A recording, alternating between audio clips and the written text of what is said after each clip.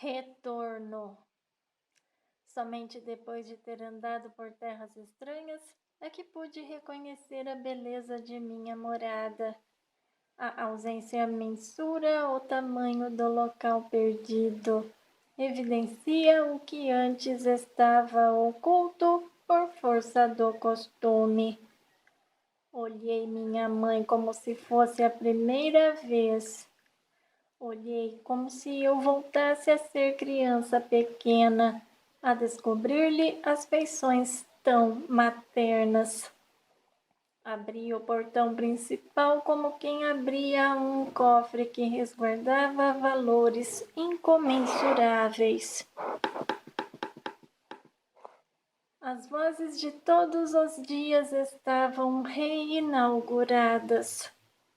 Deitei-me no colo de minha mãe como se quisesse realizar a proeza de ser gerado de novo.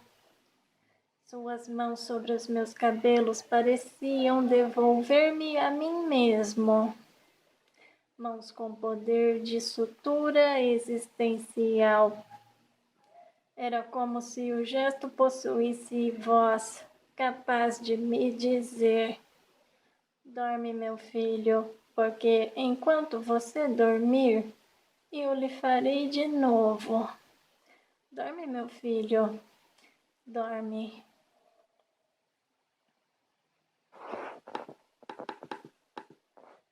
A subjetividade e suas implicações. Subjetividade é toda a estrutura que tem referência direta ao sujeito particular. Ela é o que há de mais profundo e irrenunciável na criatura humana. É o estatuto mais íntimo, o lugar onde o eu sobrevive. A definição dos termos pode nos ajudar. Subjetividade é caráter ou qualidade do subjetivo, e subjetivo é tudo aquilo que é pertencente ou relativo ao sujeito.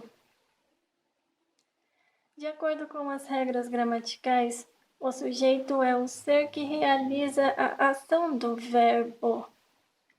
O sujeito é que dá movimento às frases.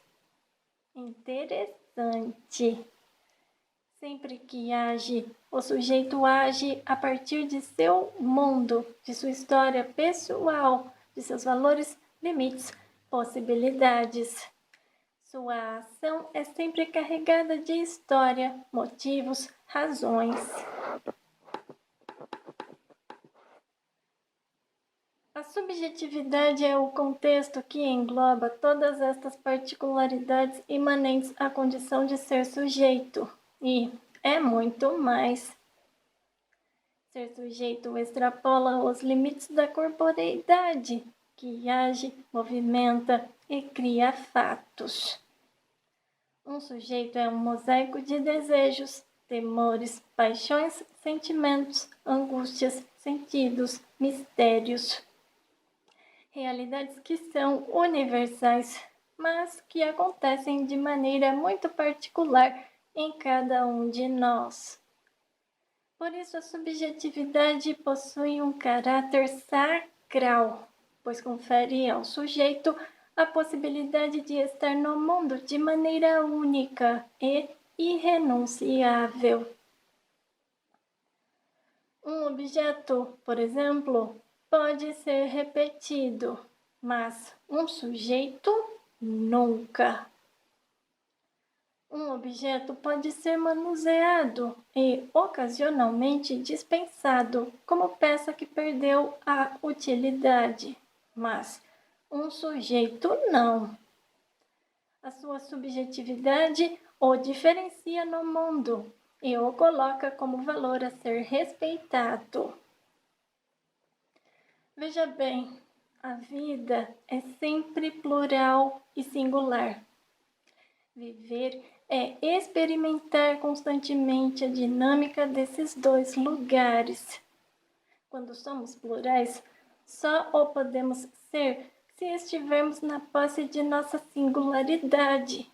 Caso contrário, A pluralidade nos esmaga. Observe um mosaico. Nele há uma multiplicidade de peças. O mosaico é plural e só existe porque as peças saíram de suas singularidades. Só assim ele pode ser formado. Mas, para dar forma ao mosaico, as peças não precisaram abrir mão do que elas eram. Não foram negadas, e sim passaram a compor um todo que jamais conseguiriam sozinhas. A subjetividade refere-se a esta capacidade que o ser humano tem de ser singular. Antes de ser comunidade, o ser humano é pessoal, particular, reservado, privado, porque segue a mesma regra do mosaico. Se junta aos outros para compor o todo, mas não deixa de ser o que é. É por isso que o contexto da subjetividade é bastante complexo. Ele é a casa de todas as riquezas humanas. Ele funciona como a escritura de um território, como ponto de partida, pois é nele que o ser se firma para ser o que é e dele sai para ser com os outros. Instigante. Ser o que somos requer cuidados. Não é possível ser somente na solidão. O singular é tocado o tempo todo por outro singular, e assim nascem os encontros. Toda relação é um encontro de subjetividades. A vida é feita desses encontros. Nem sempre as subjetividades são materializadas. Ler um livro, por exemplo, é receber o autor e seu jeito particular de compreender o mundo a partir daquilo que ele escreveu. Uma subjetividade que chega, mesmo que o corpo não tenha vindo junto. O livro o representa. O livro nos faz encontrar. Duas pessoas que casualmente se conhecem são duas subjetividades que se esbarram. Se crescerem no conhecimento, existe então a possibilidade de suas singularidades se pluralizarem, se misturarem e se influenciarem. É uma dinâmica maravilhosa. Nossos melhores amigos chegaram a nossas vidas pela força desses encontros casuais. Grandes amizades podem nascer de esbarrões inusitados. O contrário também é verdadeiro. Os inimigos também chegam pela força desses encontros. A grande questão que precisamos ter diante de nós é a seguinte: nos encontros que realizamos, como é que fazemos para não perder de vista o que somos? Como viver a dinâmica de um mundo que é plural, sem que nossa subjetividade corra o risco de ser sufocada, sequestrada? O desafio é constante, o risco é iminente. É muito fácil perder a liga existencial, o cordão que nos costura a nós mesmos. É muito fácil a gente se perder na pluralidade do mundo. É muito fácil entrar nos cativeiros dos que nos idealizam, dos que nos esmagam, dos que nos desconsideram, dos que pensam que nos amam, dos que nos viciam, dos que pensam por nós. É muito fácil ser roubado, levado e aprisionado no pensamento que nos impede de crer no valor de nosso potencial. Os cativeiros são muitos, diversificados, mas a dor é semelhante. É a dor de quem está compondo o mosaico sem saber o que é. Entrou no todo, mas não tomou posse da parte. Misturou-se ao mar, mas não sabe o que é. Subjetividade esmagada, desagregada, sequestrada.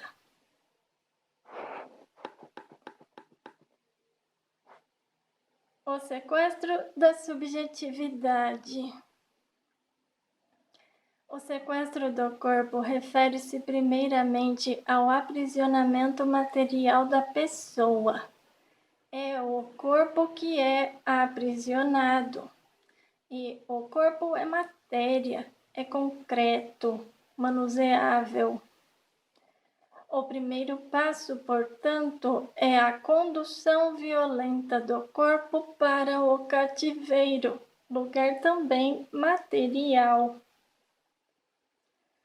A diferenciação que agora faremos tem como objetivo apenas um favorecimento didático.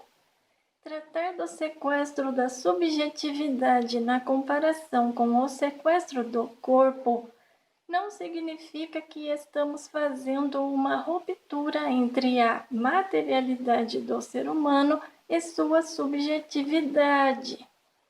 Não queremos compartimentar as duas realidades, tampouco legitimar no nosso discurso a perspectiva platônica de que o corpo é a prisão da alma.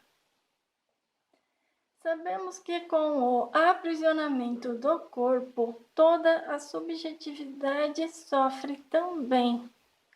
Este sofrimento é imediato, porque é brutal.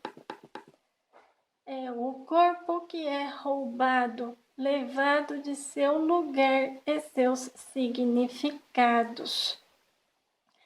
Já no sequestro da subjetividade, nem sempre há o sofrimento imediato do corpo. O que há é o sofrimento psicológico que, com o tempo, refletirá no corpo. Por ser um processo mais lento, o sequestro da subjetividade pode, num primeiro momento, ser sinônimo de prazer, satisfação, porque o corpo não é subjugado a maus tratos concretos, como no caso do sequestro da materialidade.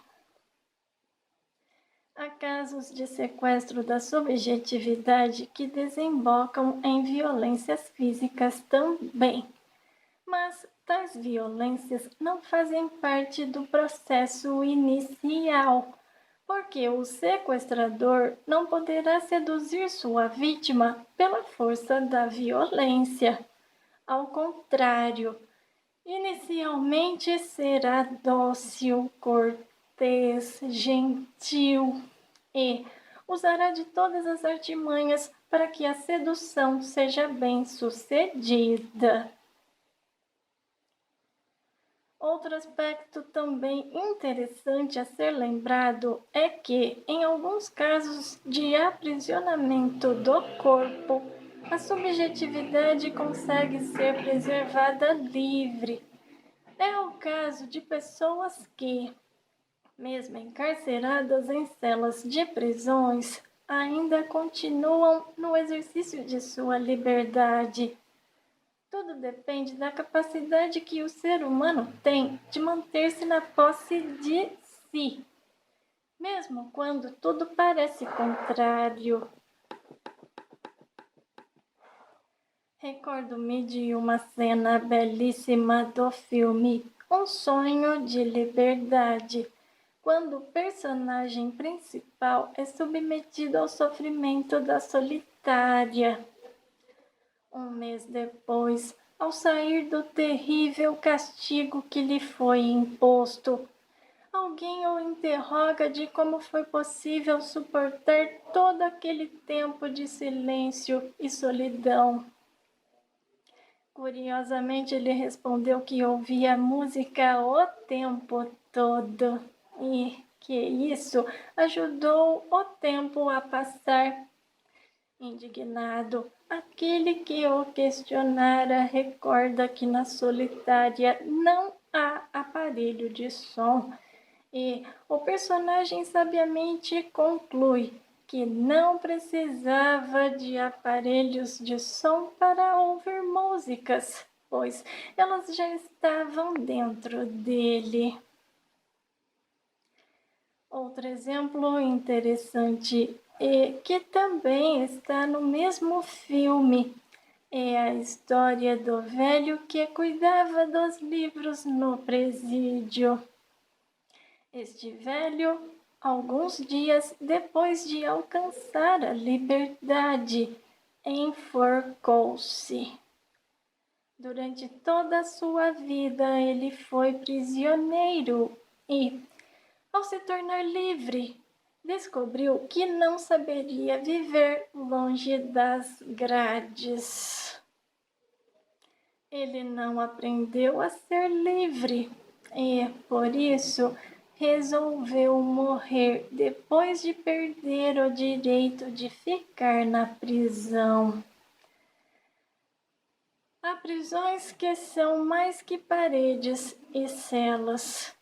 Há prisões que não são concretas e, por isso, não há nada que possa concretamente ser quebrado. No sequestro do corpo, há um cativeiro localizado que precisa ser aberto.